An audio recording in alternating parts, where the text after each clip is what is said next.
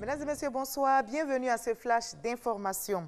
Dans le cadre du renforcement de la dynamique de la concertation État-secteur privé, une cérémonie de présentation des acquis 2017 et des perspectives 2018 a été organisée cette semaine. Il en ressort dans l'ensemble que le bilan est satisfaisant au regard des nombreux acquis de l'exercice 2017. On en sait plus avec notre reporter Cheikh Koné Aboubakar. Bruno Koné, Souleymane Diarra-Souba, Amadou Koné, Moussa Sanogo, des membres du gouvernement présents à cette cérémonie bilan du cadre de concertation État-secteur privé. Un bilan satisfaisant au regard des acquis obtenus en 2017, entre autres, le règlement de la dette intérieure, la fiscalité environnementale ou encore l'épineuse question du financement de la Chambre des métiers. Sur beaucoup de ces questions, des avancées notables ont été enregistrées et nous poursuivons les échanges sur ces différentes problématiques.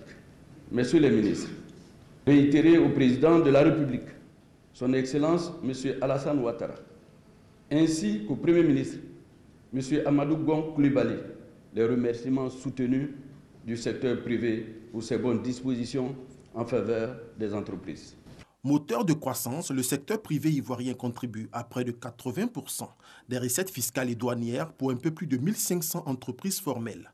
Il emploie environ 23% de la population active et constitue un acteur incontournable dans le développement économique de la Côte d'Ivoire. Au nom du gouvernement, le ministre de l'économie et des finances, Adama Koné, a invité l'ensemble du secteur privé à redoubler d'efforts pour solidifier les bases de ce cadre de concertation. La bonne dynamique qui prévaut en ce qui concerne le partenariat État-secteur privé et les résultats remarquables que nous avons obtenus ne doivent pas nous faire perdre de vue la nécessité de redoubler d'ardeur.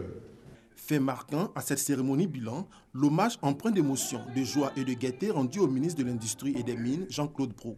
Il quitte la vice-présidence du comité technique de concertation après sa nomination à la présidence de la commission de la CEDEAO.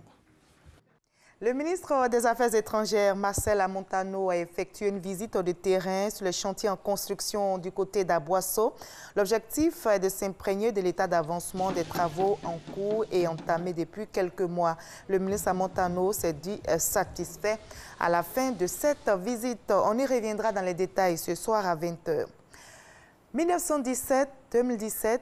Depuis l'année dernière, donc, le groupe scolaire régional de Trècheville a 100 ans. Les festivités marquant le centenaire de cette école ont été célébrées cette année 2018, donc du 8 au 10 février. Les festivités s'achèvent aujourd'hui. Occasion pour les anciens de se remémorer les grands souvenirs de leur cursus scolaire dans cette école. Pour les autorités municipales, les ministères en charge de l'éducation nationale, ces autorités entendent mener des actions pour plus d'efficacité en vue de booster les résultats scolaires pour les années à venir. À l'étranger, en Guinée, 5 jours après la fermeture des bureaux de vote, la commission électorale dévoile les premiers résultats partiels du scrutin municipal. Cependant, il s'agit seulement d'une quinzaine de communes qui connaissent désormais leurs résultats définitifs. Plus de 300 communes attendent toujours.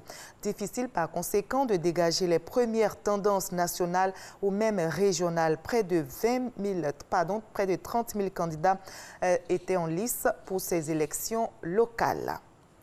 Suite à une opération militaire menée en Syrie, un avion de combat israélien s'est écrasé aujourd'hui en Israël et l'un des pilotes a été gravement blessé après avoir essuyé des tirs de la défense anti-aérienne syrienne. C'est probablement le plus grave incident depuis des décennies sur le front nord. Israël cherche maintenant à calmer le jeu et à éviter une nouvelle escalade. Les Israéliens se sont adressés directement aux Russes pour tenter de ramener le calme. La Corée du Nord a officiellement invité le président sud-coréen Moon Jae-in à un sommet avec le dirigeant Kim Jong-un à Pyeongchang. Et le plus tôt possible, l'invitation a été transmise par la sœur de Kim Jong-un. Et celle-ci se trouve en Corée du Sud dans le cadre du dialogue initié par les deux Corées à l'occasion des Jeux olympiques. Ces Jeux se sont ouverts depuis hier. Tous les 6 février, le monde se lève contre les mutilations génitales féminines. Le sujet est d'actualité et nous en parlons justement aujourd'hui dans la page culture. Nous allons vous proposer un ouvrage, c'est un recueil de nouvelles intitulé excisé par amour. L'auteur est Charles Célestin. Il est notre invité. Il est professeur certifié de lettres modernes. Il exerce au lycée Mami Aguwa de Yamoussoukro, mais il a décidé de s'engager dans le combat contre l'excision. Quel est donc son plan pour enrayer cette pratique qui, dit-on, à la peau dure? On se retrouve à 20h pour toutes les réponses. À tout à l'heure.